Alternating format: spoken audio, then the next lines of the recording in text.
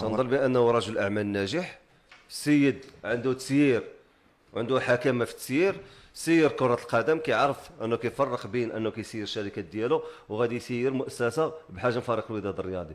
وي دار واحد المشروع كلشي انخرط فيه جميع مكونات الفريق، لا من الجمهور بالدرجة الأولى لأنه صبر على مكونة والنتائج بدات كتبان رغم أنه الجماهير كتطالب أكثر. مي احنا ملي كنهضروا على مشاركة مونديالية فثق بيا طارق بأنه ضروري غادي يكونوا ضحايا في الميركاتو الشتوي.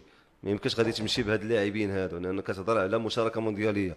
هذا الميركاتو الشتوي الا بغيتي تمشي مساعد بواحد الشكل جيد لكاس العالم الانديه فكاين شروط من ضمنها خصك ترونفورسي ليكيب بلاعبين فين عندك الخصص، الله يرحم لك ماشي فين عندك الفائض، ومن مستوى الصف الاول ما تجيبش من مستوى الصف تجيب الرابع لاعب ولا اللي الصف الثالث دغيا الله يرحم ياخذ ترام. شحال غادي تجيب؟ راه جيبها خمسه سته لاعبين لا خمسه مكان خاص فوالا باش كنقول لك لانه ياخذوا لي ترا امارش ويكملوا لي العمل اللي بدا المدرب قلتي واحد منذ بدايه الموسم. واحد النقطه مهمه اسماعيل انا كنتهضر وكنتبه لك، النقطه مهمه بانه فريق الوداد الان شفنا راه كاينه جوده اللاعبين وقلنا بانه خاص صبر فريق الوداد الرياضي باش يتادابطاو ويتاقلموا مع الفلسفه والفكر ديال المكونه. بدينا كنشاهدوا ديك اللمسه مي باش يوصل هاد اللاعبين في الطوب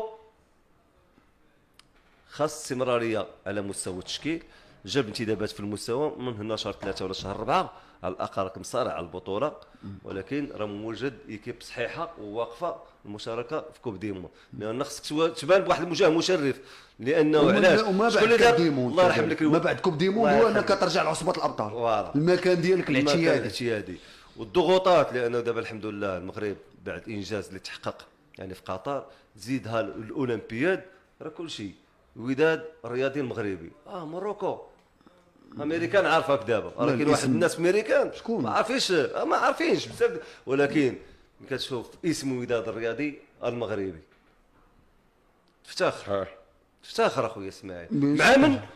مع ملوك اللعبه ريال مدريد السيتي تشيلسي بنفيكا بورتو والقائمه دورتموند بايرن. كاين قاعده كاين المشاركه السلام عليكم، لا تنسوا الاعجاب بالفيديو والاشتراك في القناة تشجيعا لنا لنستمر بنشر المزيد ان شاء الله.